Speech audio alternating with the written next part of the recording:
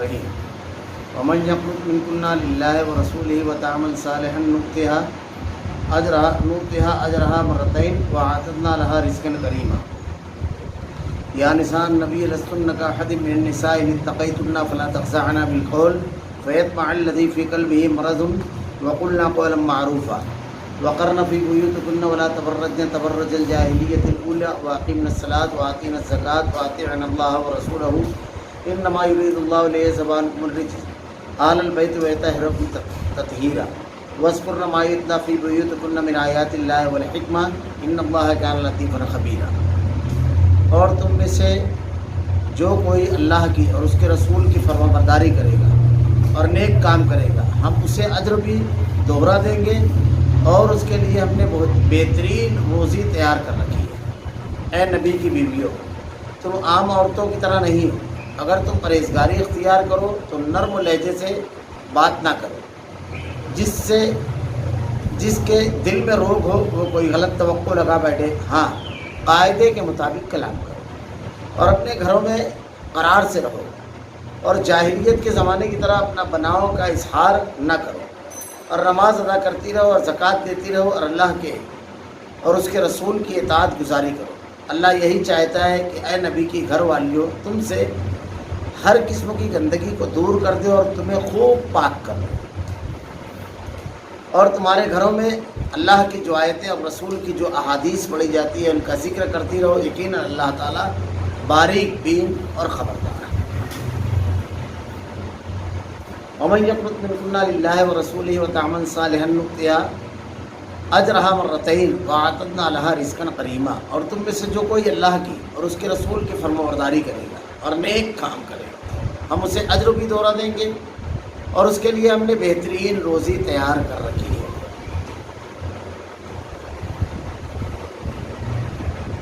یہاں جو پچھلا مضمون ابھی گزرا کہ اللہ کے نبی صلی اللہ علیہ وسلم کی ازواج مطہرات کے سلسلے میں جو حکم آیا کہ اگر تم دنیا کی زندگی چاہتے ہو دنیا کی نعمتیں چاہتے ہو تو اللہ کے نبی صلی اللہ علیہ وسلم نے ارشاد فرمایا کہ میں تمہارا راستہ چھوڑ دیتا ہوں تم کو آزاد کر دیتا ہوں دے دلا کر کے. اور اگر جو فریضہ جو ذمہ داری تمہیں دی گئی ہے جس گھر میں ہو تو وہ اللہ رب العالمین کے برگزیدہ بندے نبی کا گھر ہے. نبی کی جو ذمہ داری ہے ان کے تمام رشتہ دار معاونین اور تمام مومنین کی بھی ذمہ داری ہے اور خصوصاً اہل خالہ کی ذمہ داری بڑھ جاتی ہے.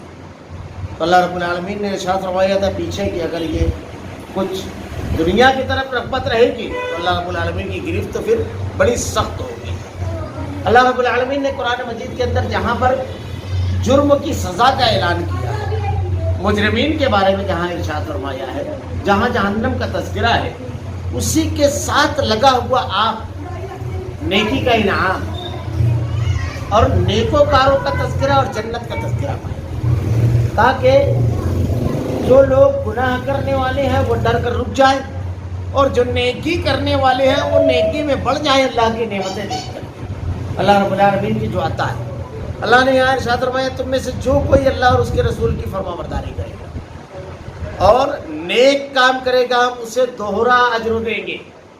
اللہ رب العالمین کے ایک انعام کا اعلان دنیا کے اندر ہوتا ہے کہ آدمی نیکی کرے گا اگر وہ اللہ کی اور اس کے رسول کی احکامات کی فرمانبرداری کریں گے تو اللہ تعالیٰ انہیں دوہرا اجر دے گا.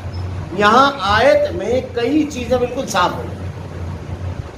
اللہ رب العالمین نے کیا ارشاد فرمایا تم میں سے جو کوئی اللہ اور اس کے رسول کی فرمانبرداری کرے گا. فرمانبرداری اللہ اور اس کے رسول کی کرنا ہے. ہمارے یہاں سب کی فرمانبرداری کرتے ہیں لوگ اللہ اور اس کے رسول کو چھوڑ دیتے ہیں. کبھی ماں باپ کی فرمانبرداری رہتی ہے کبھی طبقے اور رشتے خاندان کی رہتی ہے کبھی برادری کی رہتی ہے کبھی کچھ علماء اور فقہا کی رہتی ہے. یہ تمام کے تمام تابع داریاں جو ہیں پابند ہیں ماتحت ہیں اللہ اور اس کے رسول کی تابع داری کی. یہ اسی کی طرف بلائیں گی تو یہ صحیح تابع داری ہے. اور اگر جہاں پر ٹکراؤ کی صورت آئے تو اللہ نے ارشاد فرمایا فَإِن تَنَازَعْتُمْ فِي شَيْءٍ فَرُدُّوهُ إِلَى اللَّهِ وَالرَّسُولِ تو تم لوٹو اللہ اور اس کے رسول کی طرف. یعنی نزاع تنازع آپ کسی سے بھی کر سکتے ہو اللہ اور اس کے رسول سے نہیں. آپ کو لوٹنا ہے اللہ اور اس کے رسول کی طرف، اور جب اللہ کی طرف اور اس کے رسول کی طرف لوٹو اور اس کا فیصلہ آ جائے، فلا وربک لا یؤمنون حتی یحکموک فیما شجر بینہم ثم لا یجدوا فی انفسہم حرجا مما قضیت ویسلموا تسلیما، کہ اگر فیصلہ آنے کے بعد اگر ذرا سی بھی تنگی آدمی دل میں محسوس کرے تو وہ مومن نہیں۔ تو اللہ کے نبی کی بیویوں کو کیا حکم دیا جا رہا ہے کہ تم جو کوئی اللہ اور اس کے رسول کی فرمانبرداری کرے گا اور نیک کام کرے گا، کیونکہ اللہ اور اس کے رسول نے نیکی کا حکم دیا ہے، برائی اور فحاشی کا اور گناہ کے کام کا حکم نہیں دیا ہے۔ ورنہ جتنے بھی راستے ہیں ہر جگہ آپ کو یہ چیز ملے گی، باپ دادا کے طریقے پر بھی یہ چیز ملے گی۔ اللہ نے قرآن میں بیان فرمایا بنی اسرائیل کے بارے میں کہ اتخذوا احبارهم ورهبانهم اربابا من دون اللہ، انہوں نے اپنے احبار اور رہبان کو رب بنا لیا۔ احبار بولتے ہیں علماء کو، اور رہبان بولتے ہیں راہب زاہد متقی لوگوں کو۔ رب کس لیے بنایا؟ حضرت عدی بن حاتم، آپ نے حاتم طائی کا نام سنا ہوگا، ان کی سخاوت کے بڑے قصے مشہور ہیں۔ ان کے لڑکے جو تھے وہ صحابی رسول ایمان لے آئے تھے، تو اللہ کے نبی سے کہتے ہیں اللہ کے رسول ہم لوگوں نے پوچھا نہیں کی کبھی اپنے یہاں یہ پادریوں کی، یہ علماء کی، یہ رہبان کی، احبار کی، کبھی نہیں کی۔ اللہ کے نبی نے کہا یہاں مراد وہ ہے بھی نہیں جو تم سمجھ رہے ہیں، بلکہ انہوں نے جس چیز کو حلال قرار دیا تم نے حلال مان لیا، انہوں نے جس چیز کو حرام قرار دیا تم نے حرام مان لیا۔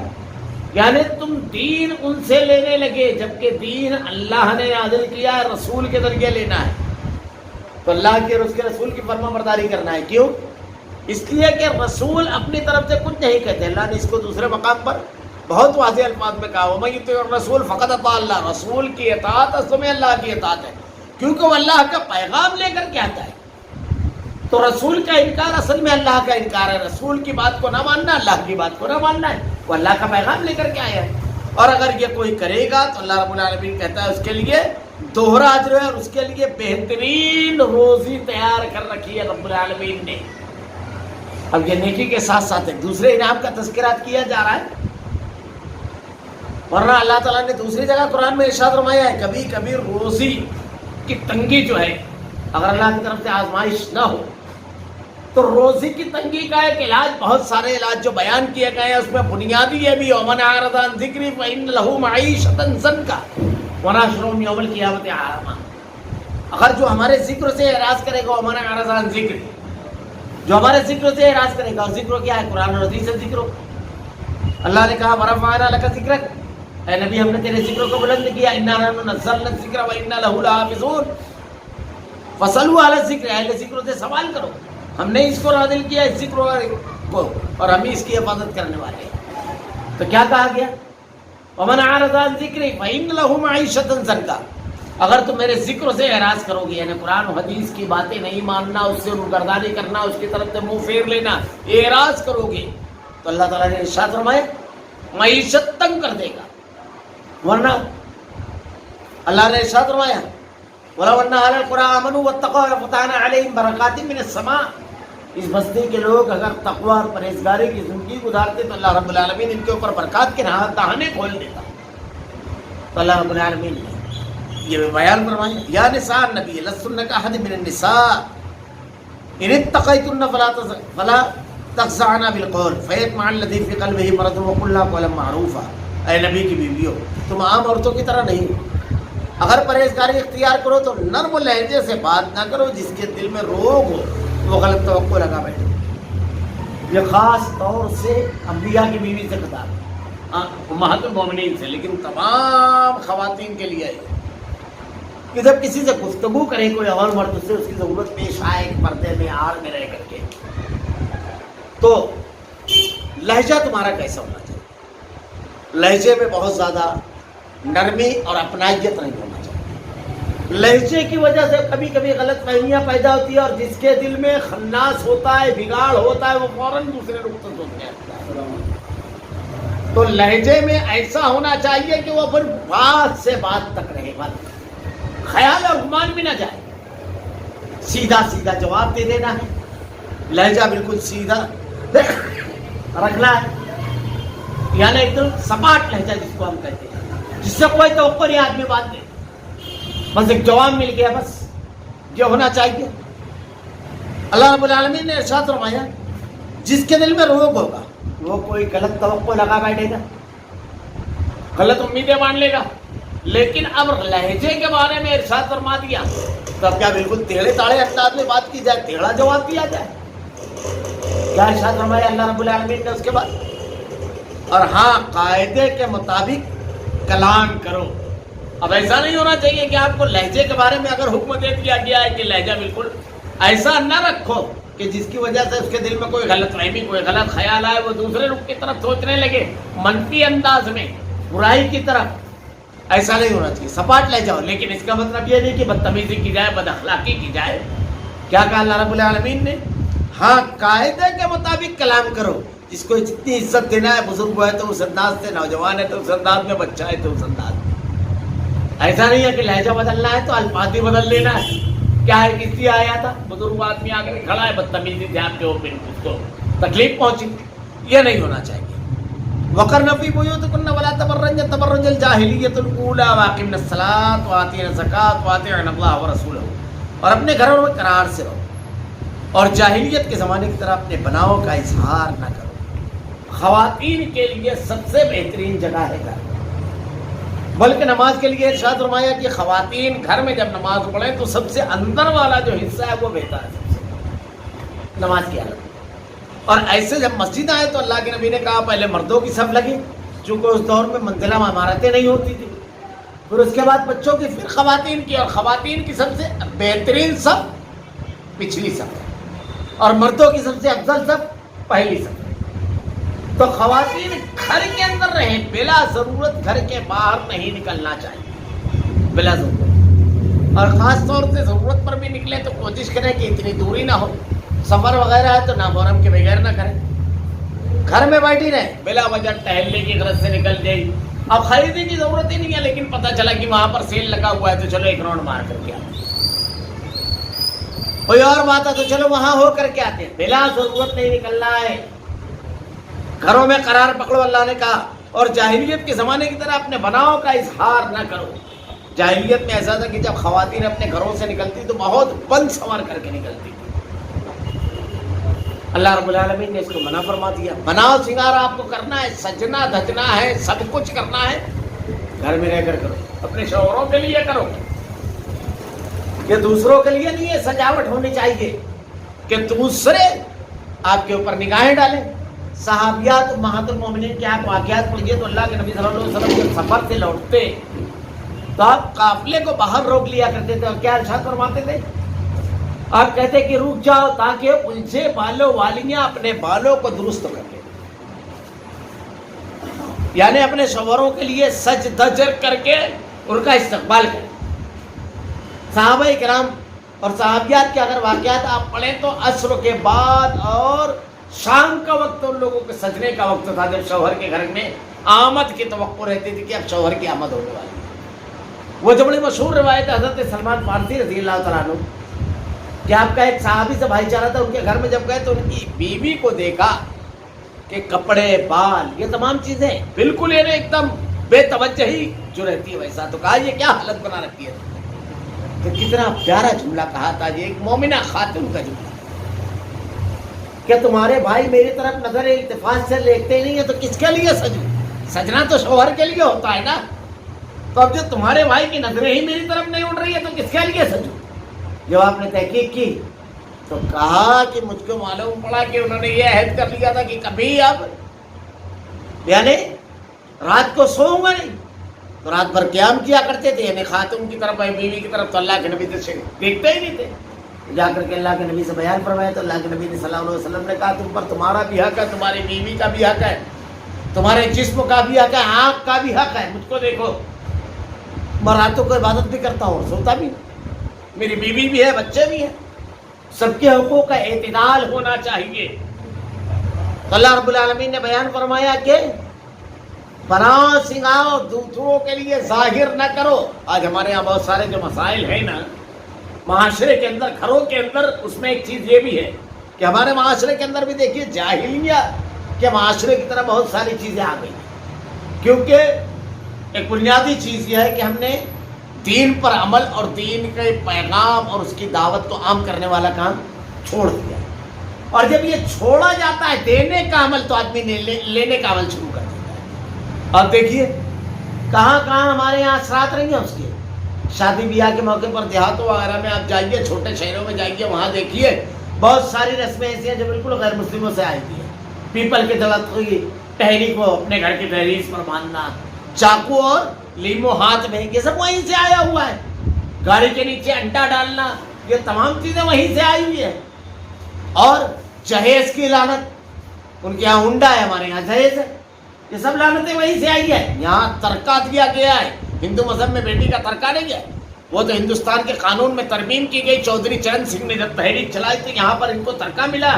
یعنی ہندوستان جب ہندوستانی لا, ہندوستانی کو قانون ان کو ترکہ دلاتا ہے, مذہب میں نہیں ہے ان کے یہاں ترکہ. ہمارے یہاں بھی یہ جاہلیت یہ آ گئی کہ شادی جب ہوتی ہے بڑا بڑا جہیز دے دیتے اور لڑکیوں کا ترکہ نہیں دیتے ہیں.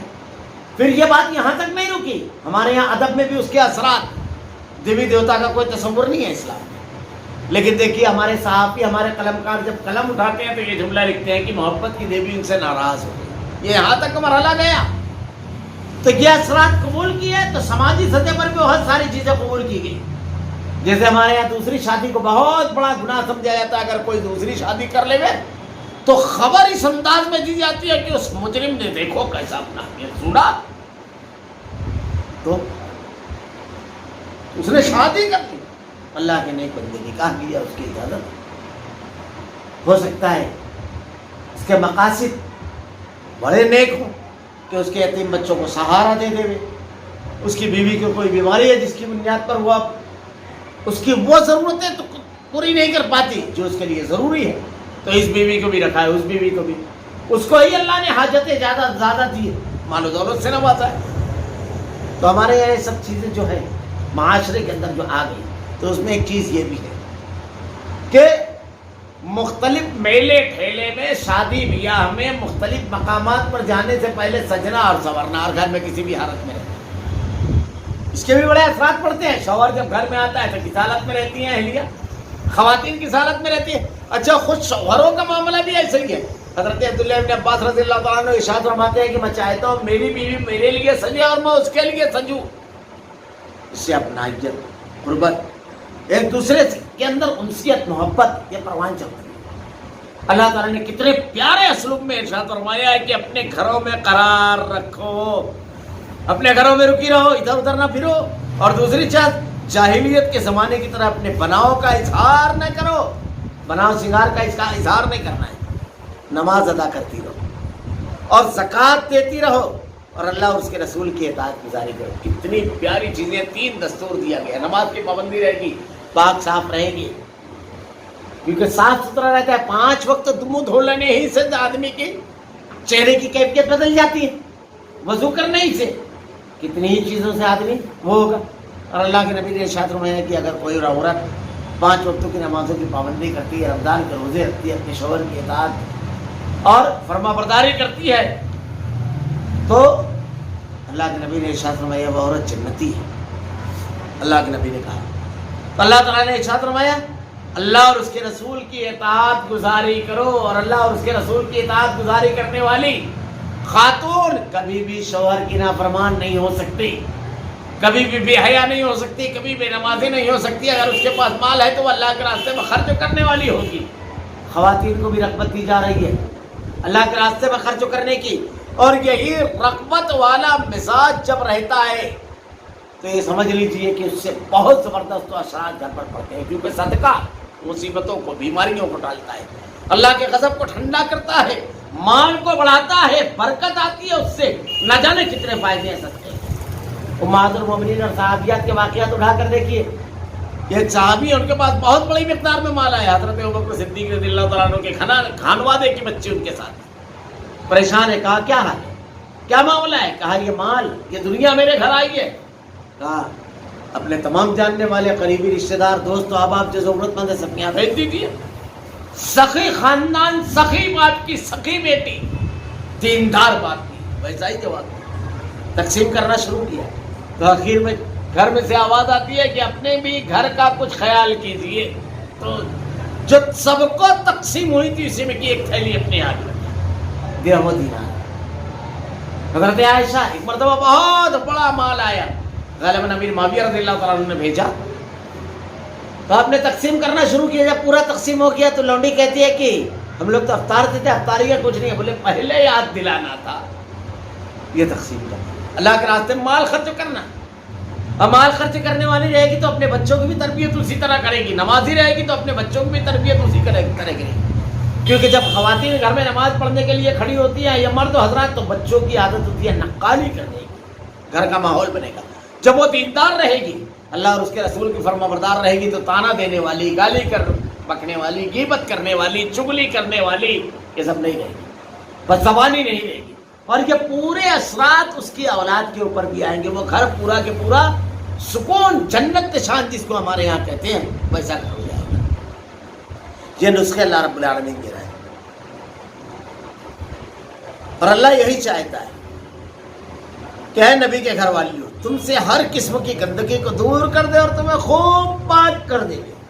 اللہ نے یہ جو ضابطہ دیا ہے، یہ ضابطے کو اگر ہر مومن گھر میں اپنایا جائے تو گندگیاں دور ہو جائے، بالکل پاک صاف کرانا پڑتا ہے، شفاف کرانا۔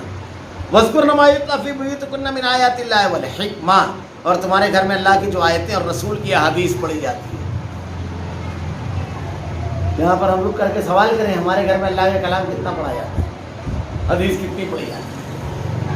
کتاب والحکمہ جو پڑھی جاتی ہے، اس کے پڑھے جانے کا فائدہ کیا ہوگا؟ جب پڑھے جانے کا فائدہ یہ ہوگا کہ سب سے پہلے تو ہمیں یہ معلوم ہوگا کہ کیا اصول زندگی قرآن نے دیا ہے۔ ہم گفتگو کرتے ہیں، اب قرآن ہم نے پڑھ لیا کہ اللہ رب العالمین ارشاد فرماتا ہے کہ دیکھو کسی کے اوپر بہتان نہ لگاؤ، بہت برا گناہ ہے یہ، ولا تنابزوا بالالقاب، کسی کو برے لقب سے نہ پکارو، کسی کی غیبت اور چغلی نہ کرو، صاف اور سیدھی بات کہو، یا ایھا الذین آمنوا اتقوا اللہ وقولوا قولا سدیدا۔ ساری چیزیں جب ہمارے سامنے آئیں تو ہماری گفتگو اچھی ہو جائے گی۔ سارے کو حقوق ادا کریں، بیوی کا حق کیا ہے، شوہر کا حق کیا ہے، باپ کا حق کیا ہے، بھائی کا حق کیا ہے، بیٹے کا حق کیا ہے، سارے حقوق ادا کریں گے۔ بیٹے کو معلوم ہوگا کہ میرے اوپر کتنی ذمہ داریاں اللہ نے دی ہے، اور اگر اللہ کی نافرمانی کروں گا تو دنیا اور آخرت دونوں جگہ ناکام ہو جاؤں گا۔ تو اللہ رب العالمین نے ارشاد فرمایا تمہارے گھر میں جو اللہ کی آیتیں اور رسول کی احادیث پڑھی جاتی ہے، اس میں کئی پیاری باتیں سلف نے لکھی۔ ایک تو یہ کہ منکرین حدیث کا رد ہے، احادیث پڑھی جاتی ہے، کتاب والحکمہ، اور دوسری بات یہ کہ جیسے قرآن کی آیت کی تلاوت ایک حرف کے بدلے 10 نہیں کی۔ بڑا تصور کیجیے، آدمی سمجھ نہیں رہا ہے، صرف پڑھ رہا ہے، ایک حرف کے بدلے 10 نہیں کی۔ اور ایک حرف کس کو ہے؟ الف لام میم، یہ ایک حرف نہیں ہے، 3 حرف ہے، الف 1 لام 2 میم 3، 30 نہیں کی۔ ایک حرف کے بدلے 10 نہیں کی۔ اس کے اوپر عمل کرنا، اس کو سمجھ کر پڑھنا کتنے اجر و ثواب کا، ہر مرتبہ بڑھتا جاتا ہے، درجہ بلند ہوتا چلا جاتا ہے۔ اللہ رب العالمین جس کے اوپر فضل کرتا ہے اپنا، جس کے اوپر رحم کرتا ہے، جس کے اوپر انعام کرتا ہے، اسے دین کی تفقہ فی الدین، فقہ دیتا ہے، تدبر دیتا ہے دین۔ اللہ رب العالمین، یہ بہت بڑا انعام ہے اللہ جو اللہ رب العالمین اپنے بندوں کو عطا کرتا ہے۔ تو کلام الہی کی آیتیں ہم اپنے گھر میں ماحول بنائیں، کبھی بیٹھ جائیں، 2 آیتیں 3 آیتوں کا ترجمہ پڑھ لیں میں اپنے گھر میں، اپنے تمام اہل خانہ کو لے کر کے، اور پھر اس کے ساتھ تفسیر دیکھ لیں میں، احادیث ہم گھر میں بیٹھ کر کے پڑھیں۔ نماز پڑھنا ہے تو کس طرح پڑھنا ہے، افضل کیا ہے اس میں۔ اب ہم نے نماز پڑھنا تو سیکھ لیا، لیکن کتنی فضیلتیں ہیں، گھر سے آپ وضو کر کے چلیں، رات کی تاریکی میں اگر جائے گا آدمی نماز پڑھنے کے لیے تو حشر میں نور ہوگا۔ جو آدمی 5 وقت کی نماز کے لیے جائے، اللہ کے نبی نے کہا اس کے ایمان کی گواہی دو، اس کے ایمان کی گواہی دو۔ مسجد میں پہنچا، 12 سنن رواتب کا اگر اس نے اہتمام کیا، اس کے علاوہ بھی سنتیں ہیں جس کو سنت موقعہ کہا جاتا ہے، وہ ضرور جنت میں جائے گا، اس کے لیے ایک محل تیار ہوتا ہے جنت میں۔ اللہ کے نبی نے ارشاد فرمایا کہ ہر اذان اور اقامت کے درمیان دعا قبول ہوتی ہے۔ کوئی مسئلے میں پہلے مسجد میں پہنچے، نماز پڑھے، سنت پڑھنے کے بعد دعا مانگ لے، ہر اذان اور اقامت کے درمیان دعا قبول کرتا ہے اللہ رب العالمین۔ ہمارے یہاں نماز کے بعد ہی دعا کا مزاج ہے، یہ حدیث کے علموں میں رہے گی۔ جتنی دیر وہ مسجد میں رہے گا، मुसल्ले पर बैठा रहेगा उतनी देर वो नमाज की हालत में जो सवाब है वो सवाब अल्लाह रब्बुल आलमीन उसको देता है। पहली सब में अगर वो नमाज पढ़ेगा, अकामत के साथ अगर नमाज पढ़ेगा तो उसकी क्या फजीलत है। अल्लाह के नबी ने इरशाद फरमाया पहली सब में नमाज पढ़ने की फजीलत अगर तुम जान जाओ तो आपस में एक दूसरे से कुरान अंदाजी करो कि नहीं मेरा नाम निकला है, मैं पहली सब में रहूंगा। ये सारी चीजें फिर नमाज के बाद जो अज़कार है उसकी जो फजीलत है वो बयान की जाए। वजू करता है आदमी तो सारे अज़ा से गुनाह जो सगीरा होते हैं, छोटे गुनाह वो झड़ जाते हैं। अब ये तमाम चीज़ें हमारे घरों में पड़ी जाए, तहारत के मसाइल, वजू के मसाइल, गुस्ल के मसाइल, ज़कात के मसाइल, रमज़ान के मसाइल अहादीस में सब मौजूद है, शरह भी मौजूद है। तर्जुमा इन्हीं लोगों के लिए किया गया है जो अरबी नहीं जानते। तो हमारे घरों में टीवी देखने का तो सब कोई का साथ में बैठ कर रिवाज है, अखबार पढ़ने का भी साथ में बैठ कर रिवाज है। कभी कोई मसला हो तो डिस्कस भी ऐसे ही साथ में किया जाता है, लेकिन क्या कभी कलाम इलाही के लिए और रसूल के कलाम के लिए हम इस तरह बैठते हैं? ये तरतीब है हमारे यहाँ, ये सोचने वाली बात है, मामूली चीज नहीं है। अल्लाह के लिए मोहब्बत और अल्लाह के लिए वक्त ये बहुत कीमती चीज है। अल्लाह के नबी सल्लल्लाहु अलैहि वसल्लम ने इरशाद फरमाया बनी इसराइल में एक आदमी जा रहा था, एक फरिश्ते को अल्लाह ने भेजा। फरिश्ते ने इंसानी शक्ल में आकर उसको सलाम किया, कहा कहाँ जा रहे हो? कहा फलां शख्स से मुलाकात करने के लिए उसके गाँव। कहा किस लिए? कोई रिश्ता है, कुछ कारोबार है, ताल्लुक है? कहा नहीं। कहा फिर किस लिए? इसलिए कि बोले मैं अल्लाह से, अल्लाह के लिए उससे मोहब्बत है। तो फरिश्ते ने कहा कि अल्लाह ने मुझको भेजा है कि अल्लाह रब्बुल आलमीन भी तुझसे मोहब्बत करता है। हम अगर बैठेंगे पढ़ने के लिए तो फरिश्ते अपने परों में ढांप लेते हैं। अल्लाह का जिक्र जब बैठ करके करेंगे तो अल्लाह रब्बुल आलमीन इरशाद फरमाता है कि तुम बंदों के दरमियान मेरा जिक्र, मेरे कलाम की आयतें और मेरे नबी की हदीस पढ़ते हो, तुम्हारी मजलिस से बहुत ऊंची मजलिस में अल्लाह तुम्हारा जिक्र करता है फरिश्तों के दरमियान कि मेरे बंदे बाजारों में घूम रहे हैं, गलियों में बैठे हुए हैं, घरों में बैठ कर गपशप कर रहे हैं। 10 लोग बैठे हुए तो 10 के हाथ में अलग अलग मोबाइल, सब अजनबी घर में, लेकिन एक घर ऐसा है जहां मेरे कलाम को लेकर के अहले खाना बैठे हुए हैं, मेरी नबी की हदीस को लेकर के अहले खाना बैठे हुए हैं, मेरे दीन को पढ़ रहे हैं। बाप बेटे को बता रहा है, बेटा बाप को बता रहा है, बीवी शौहर को बता रही है कि देखिए हदीस में क्या कहा गया। एक घर ऐसा तो अल्लाह रब्बुल आलमीन क्या इरशाद फरमा रहा है, ये अंबिया के घराने हैं, ये अहले ईमान के घराने हैं। तुम्हारे घरों में अल्लाह की जो आयतें और रसूल की जो अहादीस पढ़ी जाती है, जब कुरान पढ़ने पर जैसे सवाब है वैसे ही अहादीस भी पढ़ने पर सवाब है। ये भी एक दलील दी है उन्होंने। और इनका जिक्र करती रहो, यकीनन अल्लाह ताला बड़ा बारीक बीन और बड़ा बाखबर है। कितनी प्यारी चीज़ बयान फरमाई अल्लाह ताला, इन्नल्लाह काना लतीफ़न खबीरा, बहुत बारीक बीन और बड़ा बाखबर। तुम घर में छुप करके कोई चीज़ कर रहे हो, कोई देख नहीं रहा है, लेकिन अल्लाह देख रहा है। और रोज़ी, औलाद, सेहत, इज्जत, मकान, मर्तबा, उम्र सबका देने वाला कौन है? अल्लाह है। तो वही देखेगा तो सारी नेमतें मिल जाएगी तुमको। अल्लाह बड़ा बारीक और बड़ा बाखबर है, आपके हर अमल की उसको खबर है, वो हर अमल जानता है। रब्बुल आलमीन उसकी अजर देगा। ये अल्लाह रब्बुल आलमीन ने ज़ाब्ते बयान फरमाए, उसको अपनाना चाहिए। अल्लाह रब्बुल आलमीन से दुआ है कि रब्बुल आलमीन हमें अपने घरों को वैसा घर बनाने की तौफीक दे रब्बुल आलमीन जो तेरी रज़ा और खुशौदी तेरे बताए हुए अहकामात के मुताबिक। रब्बुल आलमीन तेरे कलाम की आयतों से मोहब्बत दे, तेरे नबी की हदीस से मोहब्बत दे रब्बुल आलमीन। उसका जिक्र करने, घर में उसकी तिलावत करने, अहले खाना के दरमियान उसको पढ़ने, बयान करने की तौफीक दे रब्बुल आलमीन एक दूसरे के साथ। फिलहाल आलमीन तेरे कलाम की आयतें और तेरे नबी की हदीस को हमारा किरदार और अमल बना दे। अल्लाह हमारा खात्मा ईमान पर फरमा। रब्बना ला तुज़िग़ क़ुलूबना बअद इज़ हदैतना व हब लना मिन लदुनका रहमतन इन्नका अंतल वहाब। सुब्हानकल्लाहुम्मा व बिहम्दिका अशहदु अल्ला इलाहा इल्ला अंता